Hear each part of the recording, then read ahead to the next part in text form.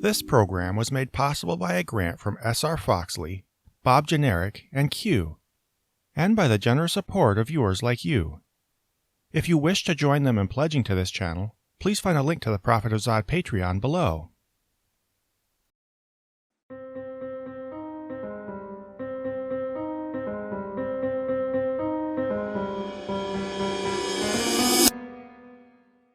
Pastor Greg Locke here. So here's what I'm thinking. I'm going to start an organization called Planned Puppyhood.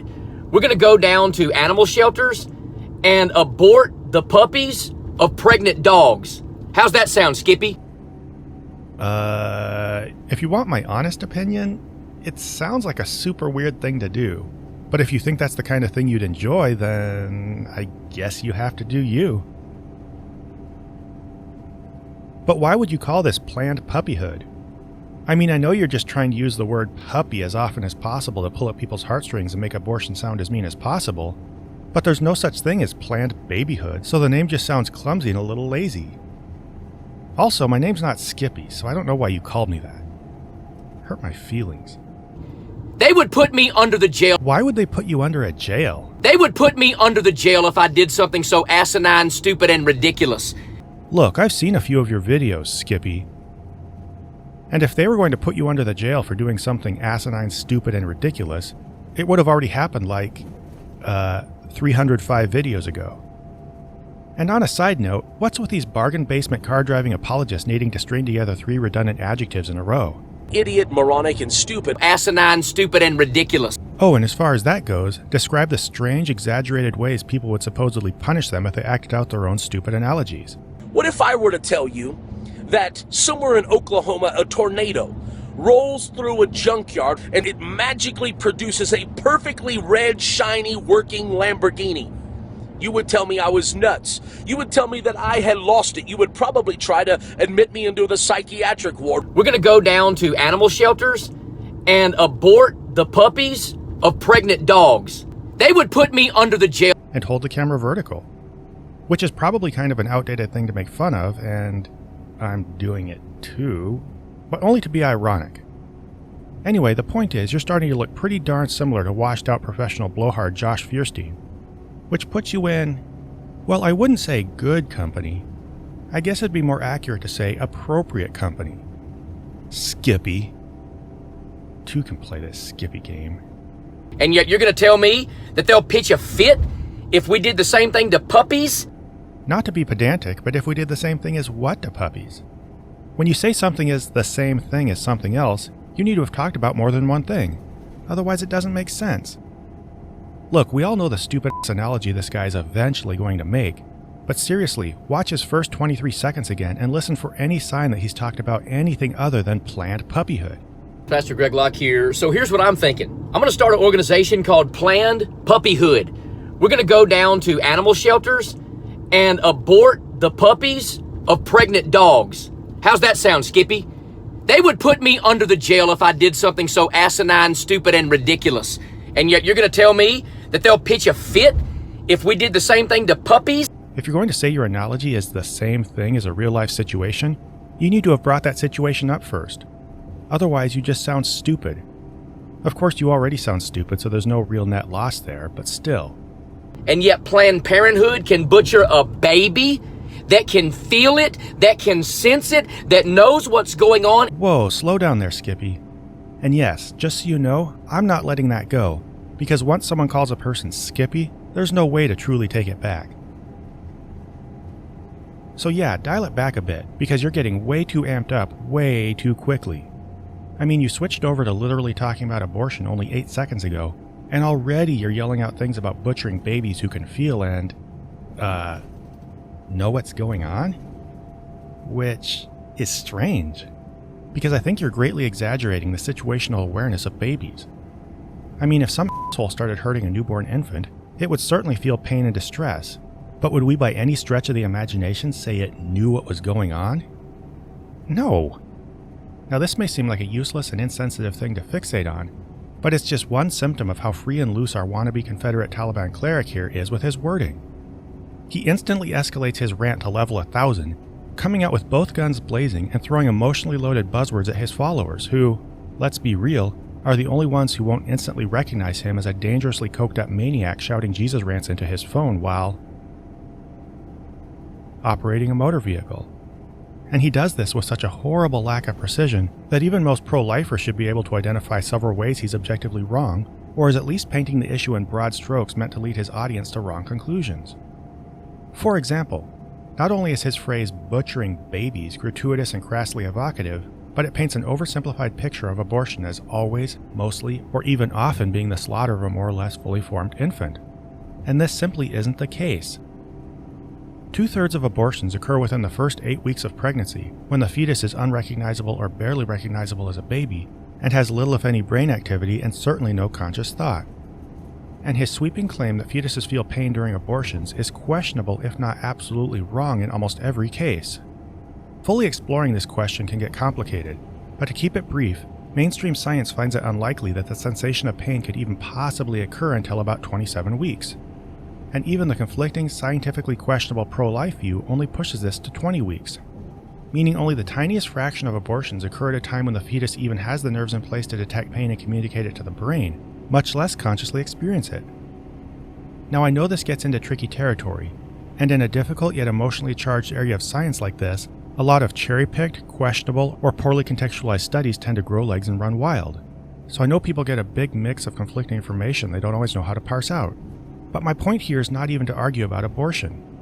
Rather, I just want to draw attention to tactics that people like Skippy here use to mischaracterize it and willfully make it a more polarizing issue than it needs to be. Now I know that even in light of the inarguable fact that almost all abortions are carried out in the earliest stages of pregnancy when the fetus has no pain receptors and, unless mystical factors are assumed, no possible mechanism for cognition, you still might have philosophical or religious objections to abortion. If that's the case, I can't likely change your mind, and I'm not going to try. But what I hope to do is help you see that those who are in favor of abortion rights might just be reasonable people with sincere goals, that they just see abortion as a sensible, humane way to end a pregnancy. And at least in their estimation, not to mention that of mainstream science, they're almost always doing this without causing pain and suffering or even the death of a conscious being. Many pro-choicers have varying personal feelings on when an abortion should be preferably carried out and when, under ideal circumstances, it should be avoided. And except for a few possible psychopathic outliers, nobody claps their hands with glee at the thought of a 39-week, 6-day, 23-hour, and 59-minute-old preborn baby being butchered. But that's how Mr. Geico Safe Driver Discount here characterizes pro-choicers. So I would ask all of you, pro-life and pro-choice alike, how constructive it is for him to insinuate to his audience that they're in a war against heartless monsters who like to murder fully formed preborn babies just because they're wicked. And again, to drive home how much this is not what the real conversation is about, look at this chart again while considering the fact that a normal gestational period runs for 40 weeks. Keeping that in mind, we see that the tiny sliver representing the latest stage of abortions covers almost the entire second half of the pregnancy.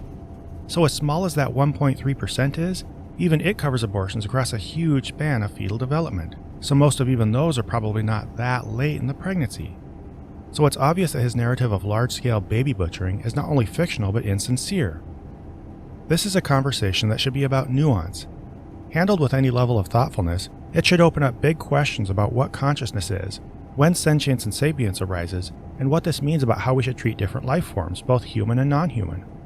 But Shouty McHate speech here doesn't even attempt to parse out any nuance of this issue, because that's not his goal. Quite to the contrary, he wants his audience to not only dig in and refuse to grant an inch of ground, but to despise the opposition, and he uses made-up enemies and a false monolithic characterization of abortion to provoke them into doing this. So whatever your feelings about abortion, think about whether you really want this kind of fellow helping set the tone of the conversation. If you think that a baby inside a woman's womb is nothing more than a parasite that's taking up space, and it's just a simple choice for a mother to make to murder it, you have lost your mind. You're an evil, wicked, demented, vile person. Well, if he'd been unclear about how bad baby butcherers are, he made really good and sure to drive the point home here. And, you know, they think babies are just parasites and so on, because the only choice is between thinking everything in the womb is that or a fully formed baby. You are the base of society. Base of society? What? Okay, yeah. So this is the part where he escalates his rhetoric up to irresponsibly inflammatory levels. Or at least that's what he's trying to do, and of course it won't be his fault when one of his followers goes out and shoots someone. But why did he call people the base of society? This is a strange choice of words, and as far as I know, its only common usage is for describing a society's mechanisms of production. So is that what he was going for? Did he intend to imply we were infrastructure, factories, money, or the working class? I kinda doubt it, and his sloppy wording, kind of like that part about someone putting him under the jail, just shows how quick and off the cuff his rant is. With all the thought and work I put into my videos, it almost makes me mad how many views he gets for so little effort. If it doesn't work at a puppy pound, killing puppies, why does it work for babies? Okay, now as totally bizarre as this video has already been so far, this may be the single strangest point he's tried to make, because it's so backward that it's self-defeating if you give it even 5 seconds of thought.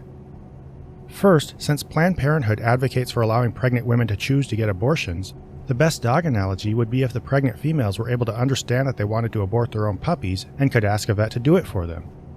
The whole thing about someone like him striding into a shelter and randomly aborting puppies just because he's a fucking weirdo is totally unrelated to and meant to make abortion sound more morbid than it really is. Unless Planned Parenthood is suggesting letting him and his hillbilly friends wander into hospitals and perform abortions on unwitting pregnant women, and I kinda doubt they are. And why is he suggesting people will be shocked by puppy abortions anyway? As multiple people said in comments to my tweet, puppies often are aborted, and the only reason they aren't more is because society is pretty much fine with killing them after they're born, so why not just wait?